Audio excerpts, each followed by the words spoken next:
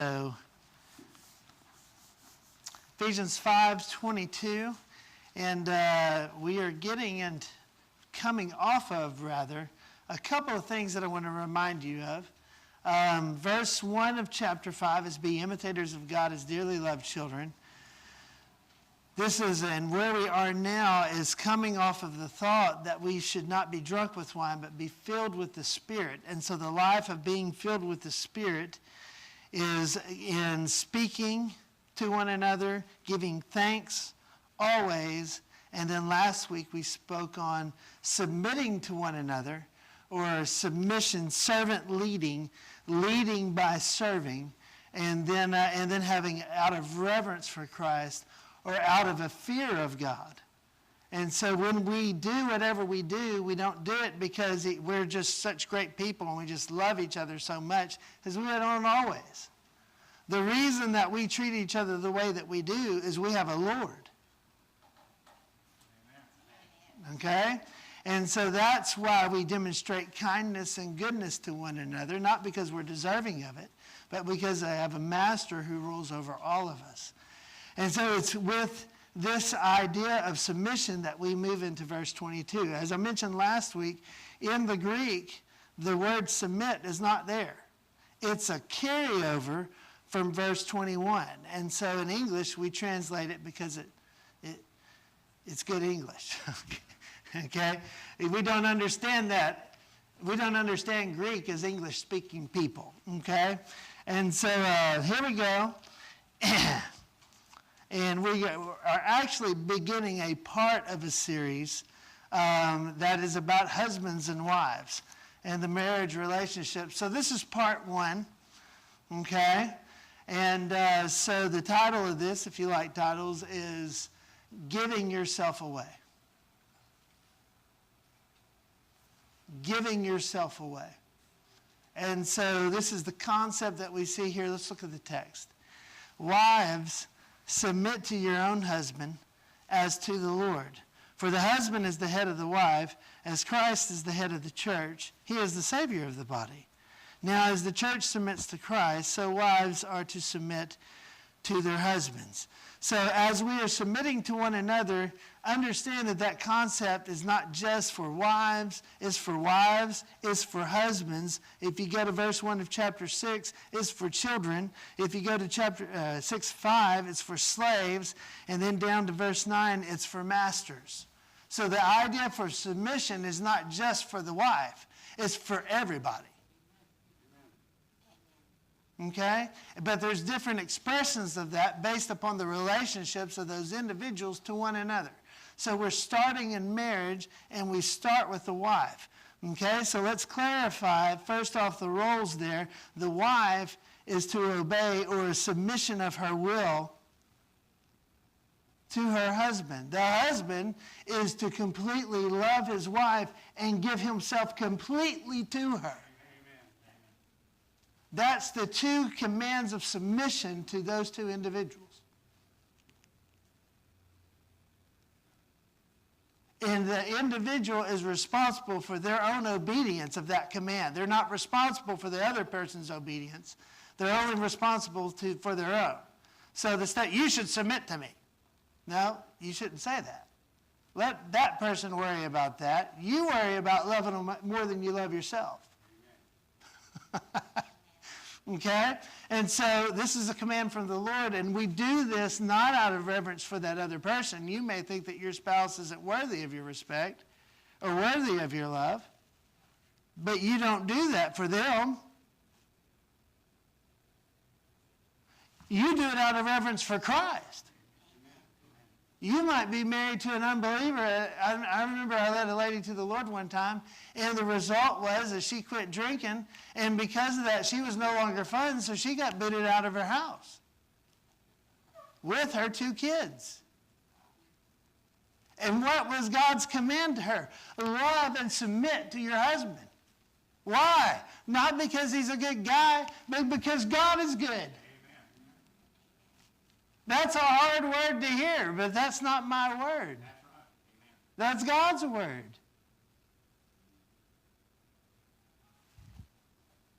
Okay? So, what does all this mean, and what does it look like? I think the proper question is that, well, I shouldn't have to submit. Well, why does the wife submit? You ever asked that? The text tells us, why is he asking, why submit to your own husband as to the Lord? Okay? Why? For the husband is the head of the wife. Verse 23. So the question is what do we mean by head? Does that mean he's the brains of the operation? Gentlemen, be careful how you answer that. Okay, what does that mean? All right, this goes all the way back to Genesis 1 and Genesis 2. Okay? All it simply means is that the husband was first. The man was first. That's all it means. He was first, and because by nature of that, he's in charge of that. The firstborn, especially in the biblical theme, the firstborn person was responsible for their inheritance. And that person determined all of what went to his siblings and whatnot. Why is that important? Because who is it giving the analogy to compare the authority of the husband? For the husband is the head of the wife. How? As Christ is the head of the church. Now, why is Christ the head of the church? Well, let's just put aside that he died for it. Let's put aside that he became sin for us. He who knew no sin became sin for us that we might become the righteousness of God. Put aside all of that. Let's just talk about the very obvious thing. Jesus is the firstborn from the dead.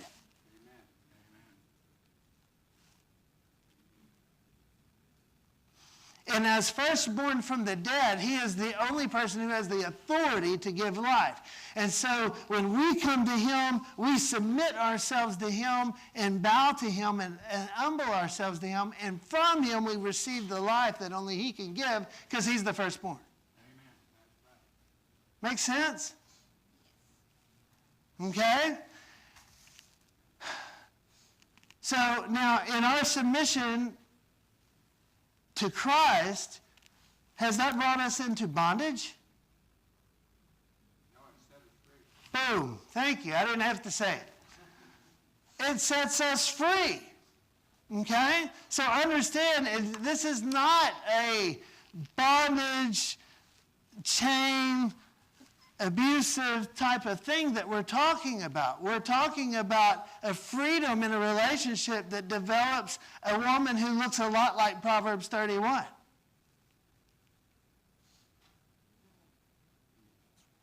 Now, how do you get that? If you don't know what Proverbs 31 is, it's a woman that from sun up to sundown, she is involved in everything. And it's not just having her at the house. She goes out and she has money in her pocket and she buys a field and she puts people to work in that field and she's awesome. And she makes her husband look good. Okay? And why does she do that? Because it is the woman that is the glory of the man. Okay? If you want to know how a husband is, look at his wife. And what he creates her to be. Okay?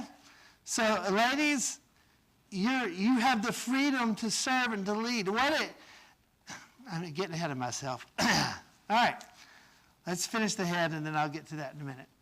So Jesus was head because he is first. In the same way, the man is the head just because he was first. And so puts him as the head of the house, and so he is accountable to God for that. Because if you haven't noticed about God, God's big into authority and structure and order.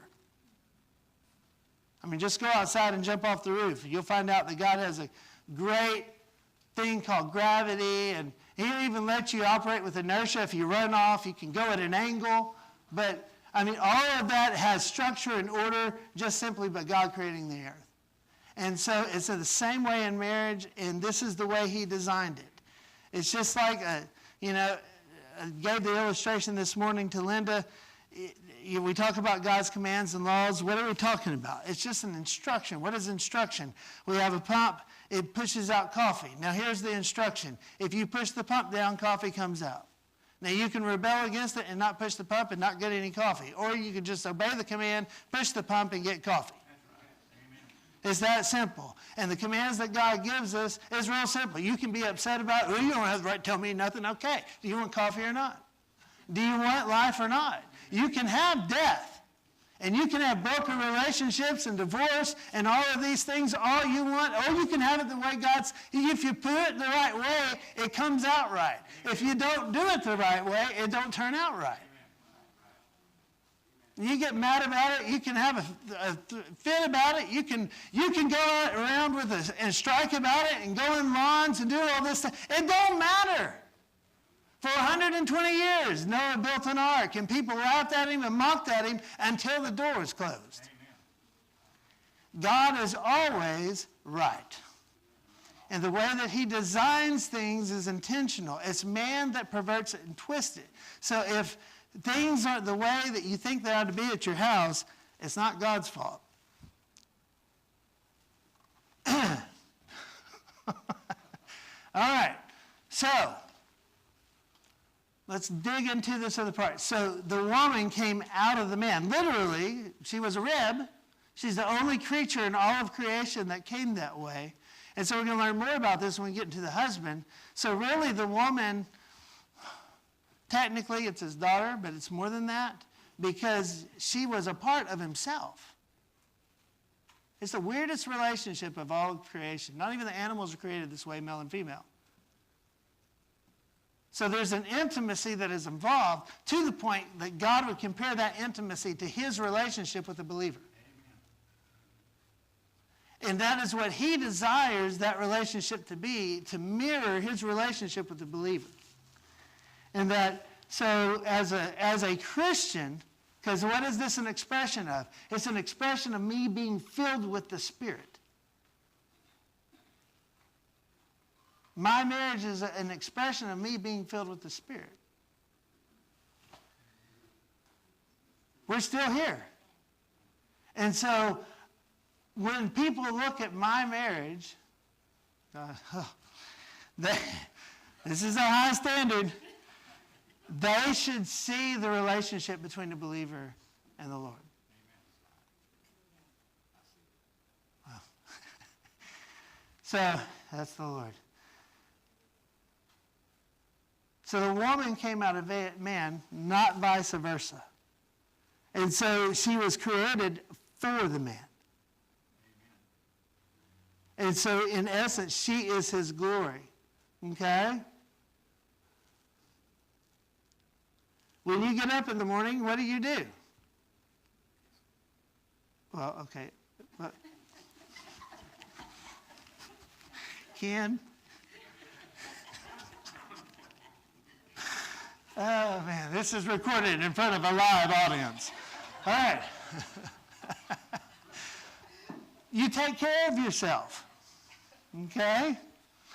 You take care of yourself. You treat yourself. You feed yourself. You do these things for yourself, okay? The woman is an expression, the ultimate expression of how a man feels about himself, okay? And so what this is about is going to the next part. Let's just move on. Verse 20, where's he at? It gets bad when your eyes get old. Now, as the church submits to Christ, so wives are to submit to their husbands in everything. What does this look like? Does this look like a placemat that someone's supposed to be walked over? Well, you don't know my husband. I can't. You don't know my husband. I can't do that. He'll take advantage of me.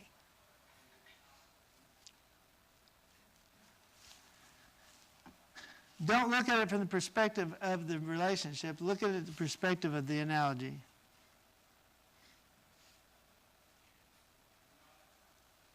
Now, as the church submits to Christ. Now, how does the church submit to Christ? I've been thinking about this all week. And the only thing that I could think of was being a follower of Christ. The only thing I could think of was being a disciple of Christ. And that led me to Luke 9:23. Are y'all familiar with the 9:23 call? If anyone would come after me, then let him deny himself, take up his cross, and follow me. Amen. And this is the call to the wife.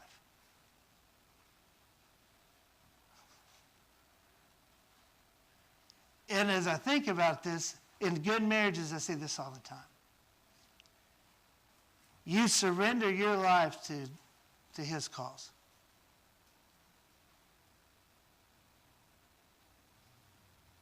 You surrender your life to his cause. You deny what you want, even though you already got all your kids named, you got your house and all that stuff when you get, you know what I'm saying? It's just, young girls just amaze me. They have all their plans for their whole life. There's just a little hole that's a place for a picture of a guy. Because they don't know who he is, but they know the names of their kids. They know what color house they're going to have, what kind of plates they're going to get. They know everything. Okay? And then that picture comes in there, and it's not exactly what you were thinking. And especially when you get married, that little hole opens up, and there's this, hey, who is that guy? And what marriage is a surrendering of yourself to that person. You didn't fully understand Christ when you came to him. You just knew that he loved you. You didn't know what he had prepared for you. You didn't understand how he would fill you with his Spirit. You didn't understand any of that stuff. You just knew he offered you himself. And it's the same way in marriage. It's a surrendering of yourself to his cause. I want you to turn to 1 Corinthians 7.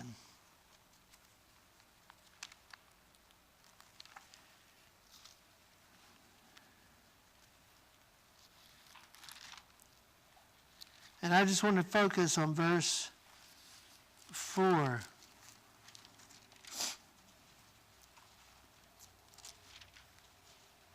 Probably, and this gives to the title that I gave. And I'll wait for you to get there. Oh, good, it's back here too. A wife does not have authority over her own body, but her husband does. Equally, a husband does not have authority over his own body, but his wife does. Okay? The reason why marriages have struggles is when we take our rights back.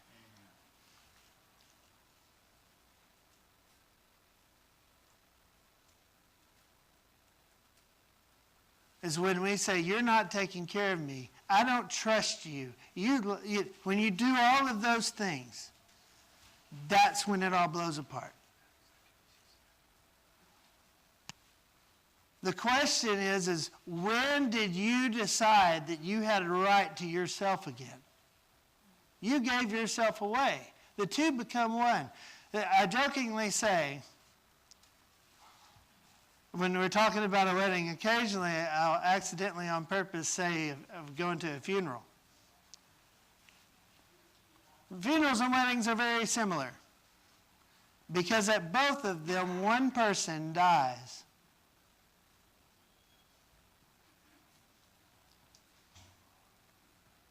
At both a wedding and a funeral, one person dies. If they don't, then in about a year, they come back to me with problems. Inevitably. It's just that way. You lose your rights. You give yourself, isn't that what they say? Who gives this woman away? ladies, let me explain to you what that means. Okay? What does the Father say? What does he say? Who gives this woman away? Her mother and I. So what are you doing? You're transferring the authority from one man to another man. Does that make sense? That's what that means. You've moved from the authority of your father to the authority of your husband. Why? Because the man is the head. He's the head of his home, the head over his children, the head over his wife. And wherever you fall into that is where you are. Okay? And it's not for the purpose of control or any of that. It's just the way God made it and the way he designed it. But the reality is we have no right to ourselves anyway.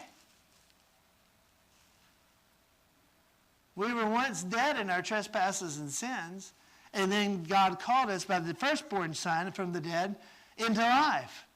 And so as I live in submission to him, so I live into submission to my spouse.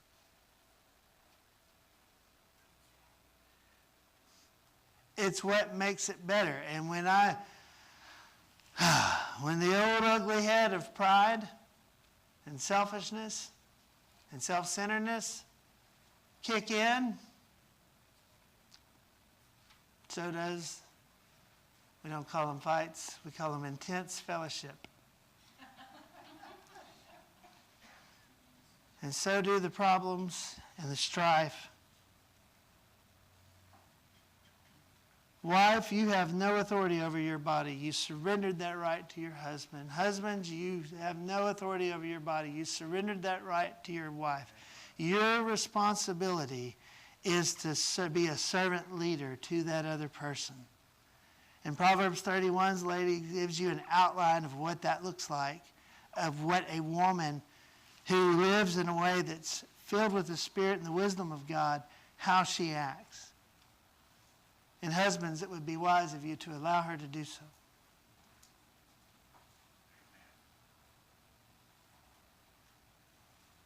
Because both of us are in the image of God. And we have his creative nature and all of those things to be able to build that family into what he wants it to be. So giving yourself away. In your marriage, have you surrendered your rights? Single person,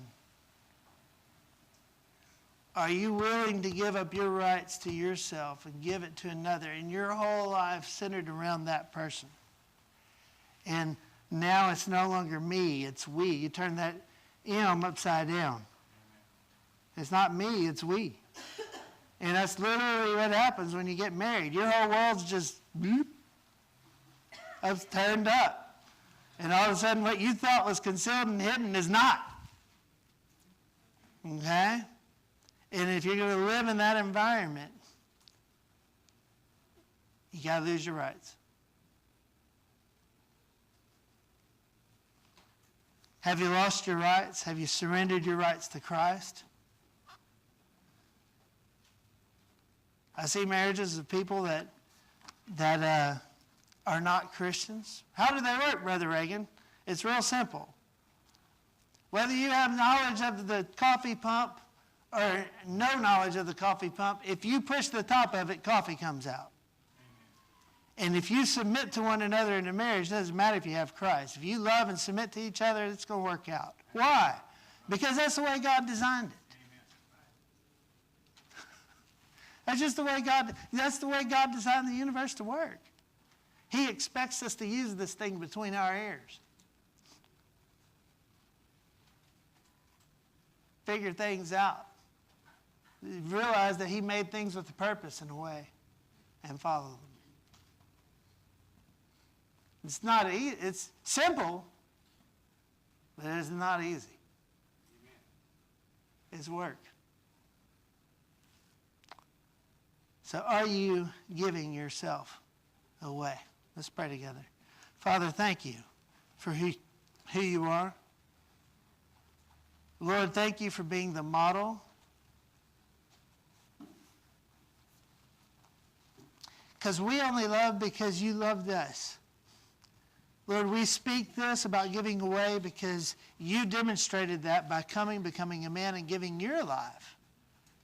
And so, Father, help us in our relationships to model that to the world by being submissive to one another. Here first in the marriage relationship, to model that submission and humility. Lord, I pray that you would minister to the needs that are here this morning. Broken relationships, heartaches.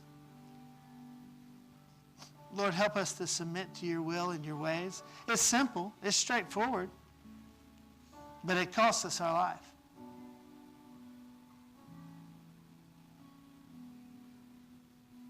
Give us grace. We love you. Thank you. Amen. Would you stand with me, please?